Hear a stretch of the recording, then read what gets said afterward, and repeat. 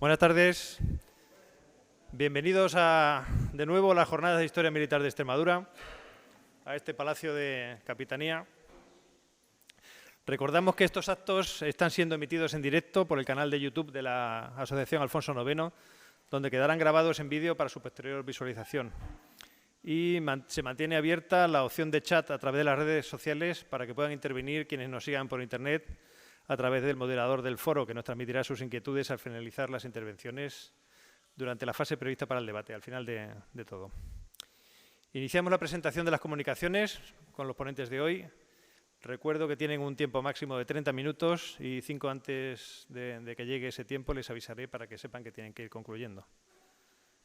Se expondrán 3 ponencias seguidas y después un descanso de media hora para continuar con las 2 siguientes.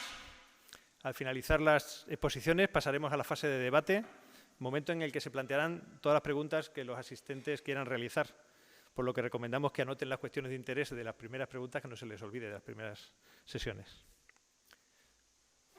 La primera intervención de hoy corresponde a doña María Pilar Casado Izquierdo, que nos presentará José Gayuzo. Dale con el mando de distancia, está puesto ahí.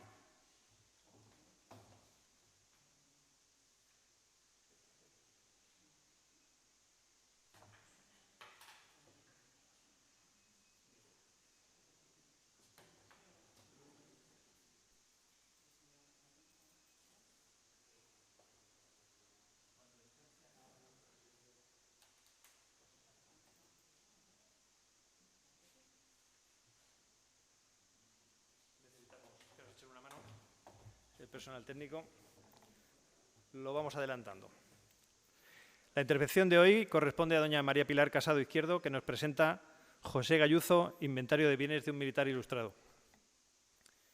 Pilar Casado, ahora cuando consigamos ponerlo en marcha, es licenciada en Geografía e Historia por la Universidad de Extremadura, con especialidad en Historia del Arte y técnico superior facultativo de Archivos. Actualmente trabaja en el Archivo Histórico Provincial de Badajoz. Es autora de 2 monografías, el Archivo Municipal de Villafranca de los Barros, Inventario de los siglos XV a XIX, del año 2001, y Tipología documental de la desamortización de Madoz en el Archivo Histórico Provincial de Badajoz, del año 2004.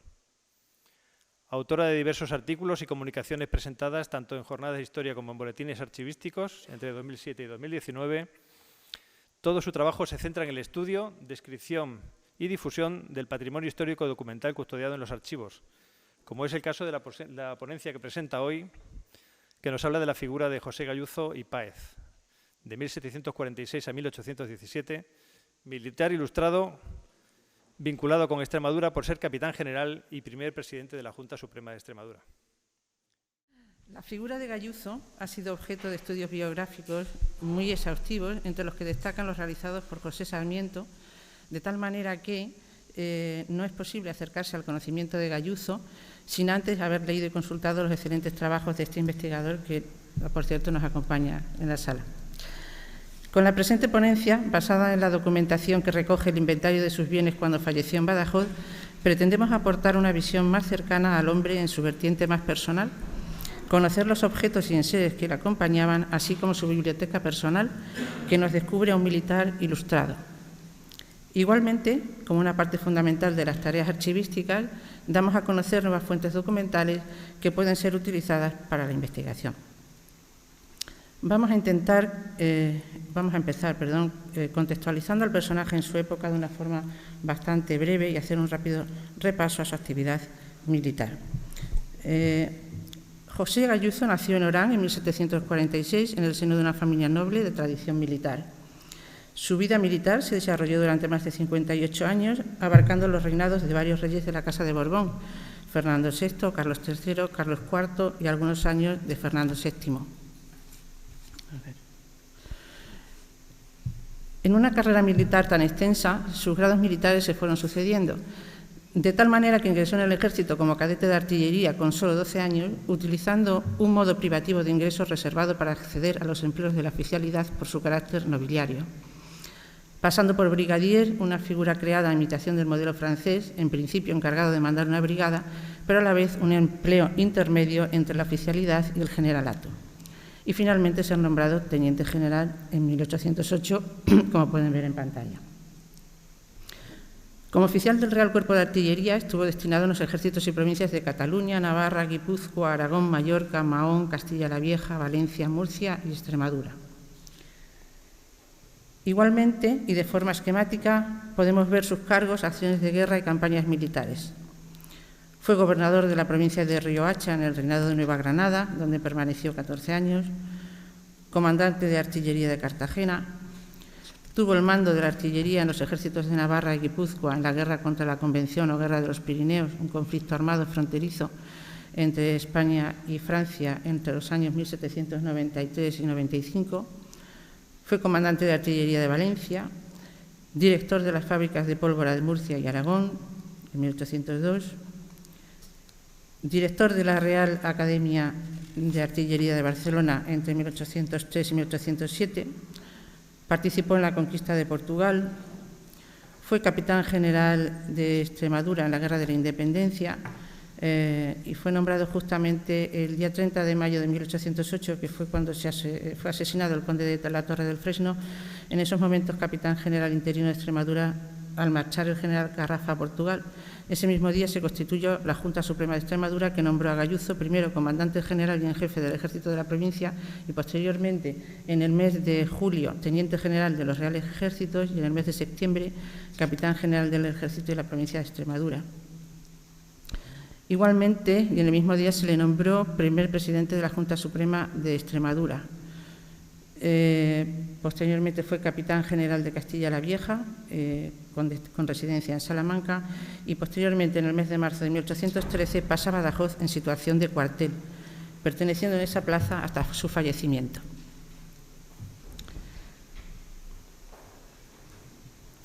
La génesis de esta ponencia está en el expediente de las diligencias del inventario de los bienes de Gayuzo que realizó el Juzgado de Guerra de la Capitanía General de Extremadura tras su muerte, ocurrida el 19 de febrero de 1817, aquí en Badajoz, donde estaba en situación de cuartel, siendo teniente general de los Reales Ejércitos. Al día siguiente, Gregorio Laguna, que era capitán general accidental de Extremadura tras la muerte del Marqués del Palacio, dirigió un oficio al auditor de la Capitanía informando de su fallecimiento e instando a formar el expediente del inventario de sus bienes. Cumpliendo el mandato, el auditor de guerra, el escribano de guerra y el alguacil mayor del tribunal se personaron en la casa de María Colina, en la calle Pozo, donde se alojaba Gayuzo. Allí tomaron juramento a Antonio Suárez, oficial del ejército retirado, que fue la persona encargada de asistir a Gayuzo desde su llegada a Badajoz y atenderle en su enfermedad, así como el responsable de custodiar los muebles y efectos que habían pertenecido al difunto. Entre las cosas que custodiaba estaba su testamento, fechado en Valencia el 15 de abril de 1801, siendo entonces brigadier y coronel del Real Cuerpo de Artillería. Al leer el testamento se comprueba que debió hacerlo de su puño y letra, puesto que cuando se transcribe no aparecen referencias ni de un escribano ni de testigos presentes.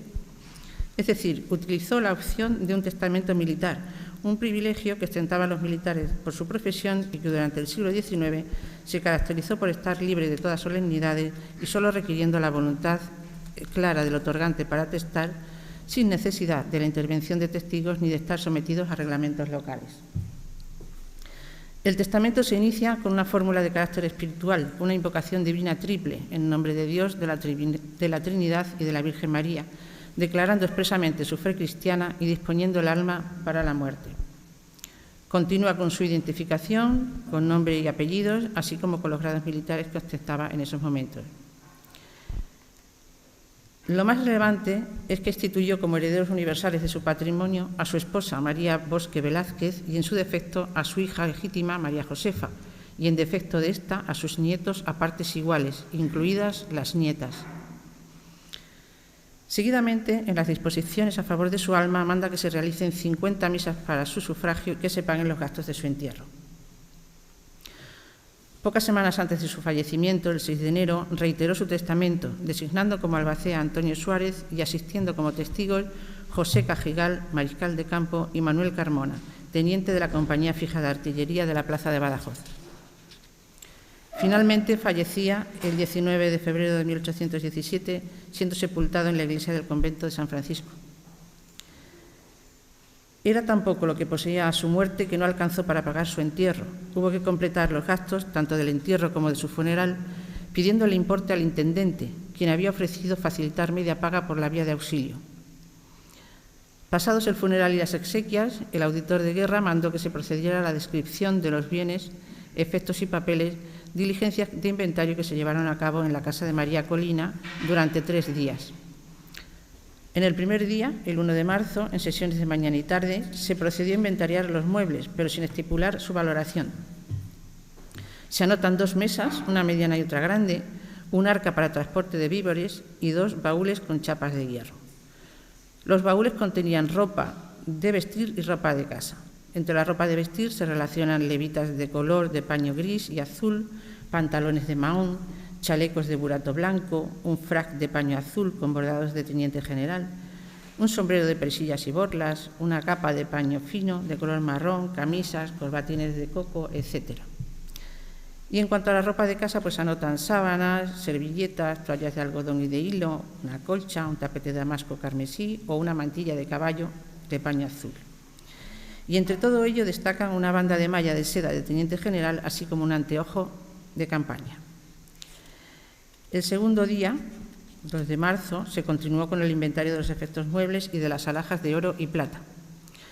Entre los efectos muebles se relacionan una serie de objetos propios de su cuerpo militar: sables, espuelas de metal, pistolas francesas, sillas de caballo, un estuche con 8 piezas de instrumentos de artillería, además de varios pares de botas, una sombrerera, un mantón y colchones de catre. El inventario de las alhajas de oro y plata es limitado: unas piezas de cubertería de plata, unas vinagreras de cristal con guarnición de plata, una escribanía, un bastón con puño de oro, una hebilla de corbatón de plata, una plancha de cobre con su escudo de armas, un sello de plata para cartas y una lente de concha. Y por sus méritos militares, una banda de la Real y Militar Orden de San Hermenegildo con la cruz de oro grande pendiente, así como otra cruz de oro más pequeña de la misma orden. En la tarde del segundo día se dedicó a inventariar los libros. Del inventario de su biblioteca se extrae que poseía 21 títulos con un total de 36 tomos, más 12 planos y cartas topográficas. El tercer día, 3 de marzo, se procedió al reconocimiento de los papeles del difunto. Se contabilizaron 9 legajos que contenían correspondencia de oficio y otros pertenecientes al desempeño de sus empleos, 5 libros en pergamino que contenían la correspondencia que mantuvo con los ministerios, así como las providencias dadas durante el tiempo en que desempeñó la Capitanía General de Castilla la Vieja, y, por último, 3 legajos con su correspondencia particular. Concluida esta diligencia, se ponía fin al inventario y se cerraba el expediente. Vamos a retroceder un poco para detenernos en el inventario realizado de los libros que tenía Gayuzo consigo en el momento de su fallecimiento. Sabemos por su hoja de servicio que estudió en la Academia de Barcelona y lo hizo además en el tiempo de su mayor esplendor, el que corresponde al periodo que tuvo como director a Pedro de Lucuce, entre 1737 y 1779, una de las figuras más importantes de la ciencia militar española del siglo XVIII. Lucuce, que llegó a ser mariscal de campo, destacó rápidamente como un gran teórico de la fortificación y un buen conocedor de las matemáticas.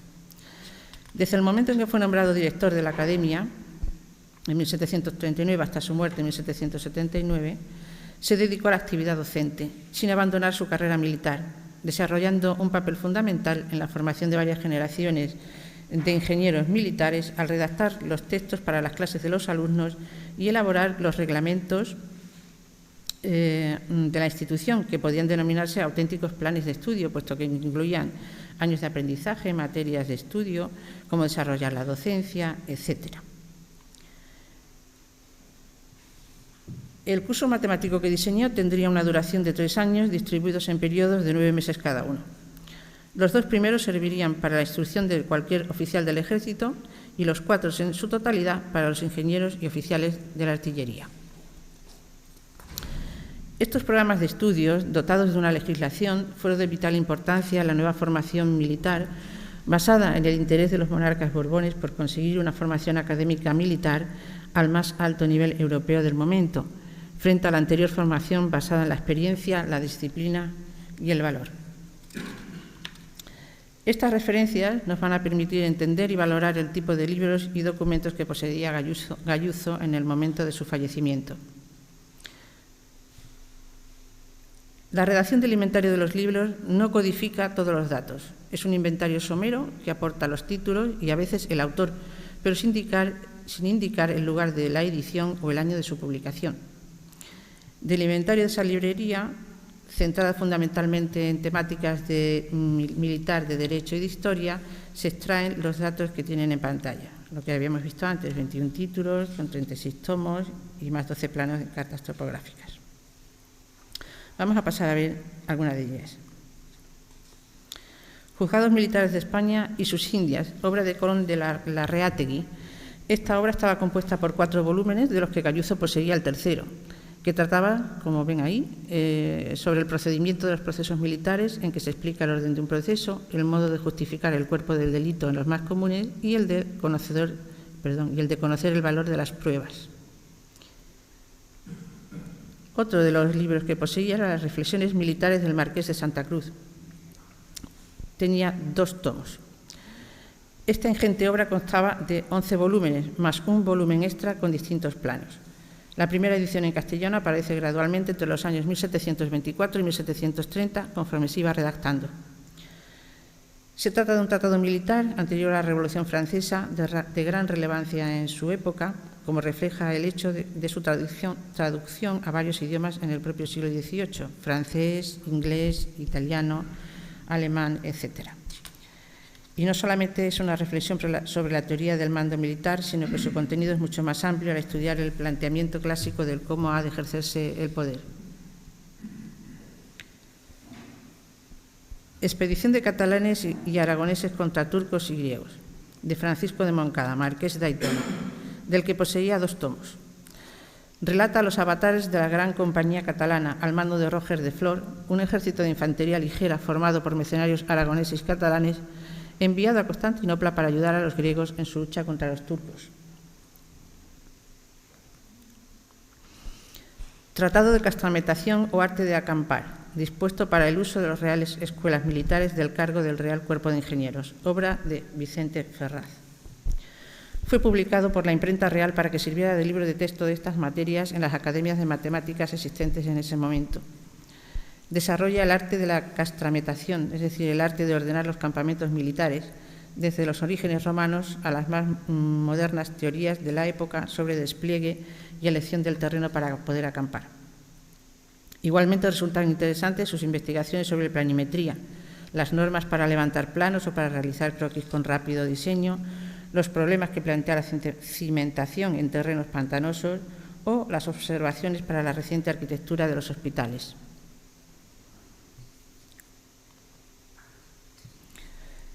Tratado de artillería para el uso de la Academia de Caballeros Cadetes del Real Cuerpo de Artillería, de Tomás Morla. Se trata de una amplia obra sobre la artillería española del último tercio del siglo XVIII, que recoge las aportaciones de los más destacados autores en el campo de la artillería y de las ciencias en las que se apoya.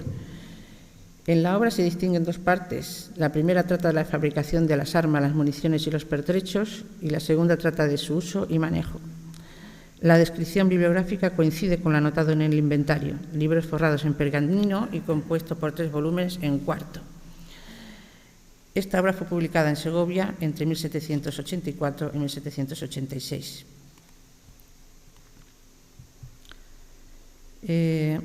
Del abate francés Leblon tenía dos obras, el Tratado de Ataque de las Plazas y el Tratado de Defensa de las Plazas. Estas obras fueron traducidas a las principales lenguas europeas porque, si se descuentan los tratados de Lucuce de una clara orientación pedagógica, los tratados sobre fortificación van a ser traducciones de títulos aparecidos originariamente en francés. Leblon era profesor de matemáticas y autor de prestigiosas obras de artillería, balística y arquitectura militar. Estas obras, traducidas al castellano en 1777, contienen tablas para evaluar la capacidad defensiva de una plaza, teniendo en cuenta el número de hombres necesarios para su defensa y su aprovisionamiento. Contienen cálculos detallados de guarniciones, víveres, municiones y provisiones necesarias para un determinado número de hombres en un tiempo específico. Son obras muy bien documentadas, donde las láminas y tablas que acompañan están muy relacionadas con el texto, haciendo constantes referencias a las ilustraciones, como podemos ver en la pantalla. Este es el Tratado de Ataque de las Plazas. Esta es una de las láminas de esta obra.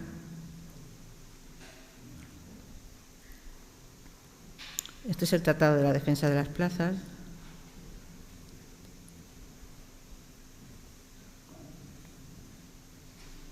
Y aquí tenemos una lámina de esa obra.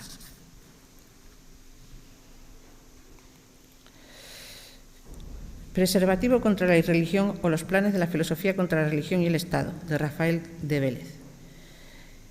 Vélez fue un gran apologista, antiliberal y adversario del constitucionalismo, que gozó de gran predicamento doctrinal en su época. La obra versa sobre los planes revolucionarios en Europa y más específicamente en España. Este libro debió ser de los últimos adquiridos por Gayuzo, puesto que las primeras ediciones son de 1812 y de 1813, es decir, solo 4 o 5 años antes de su fallecimiento. Y por último, 2 ejemplos de la documentación inventariada entre sus cartas geográficas y planos topográficos. El mapa del Reino de Portugal y sus confines con los reinos de Castilla.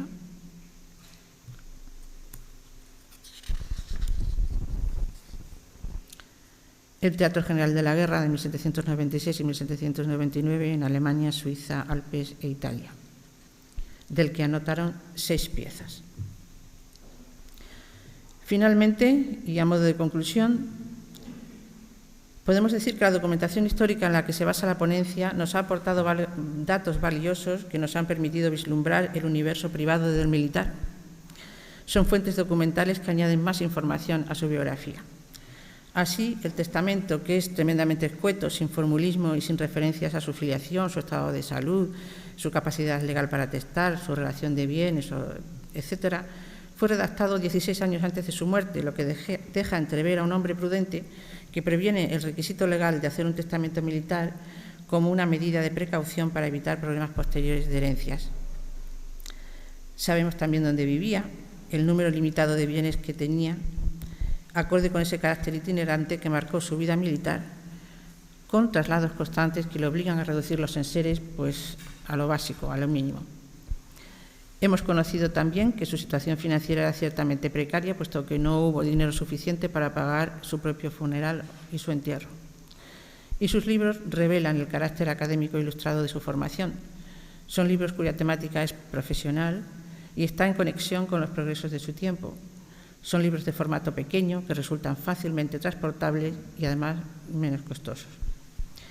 Y todo ello en el marco del reformismo borbónico del ejército, un elemento moderno que respondía a una voluntad centralizadora y a la necesidad de tener militares bien formados en academias para que fueran unos servidores competentes del Estado. Y esto es todo. Solo me queda agradecerles su atención, así que muchas gracias.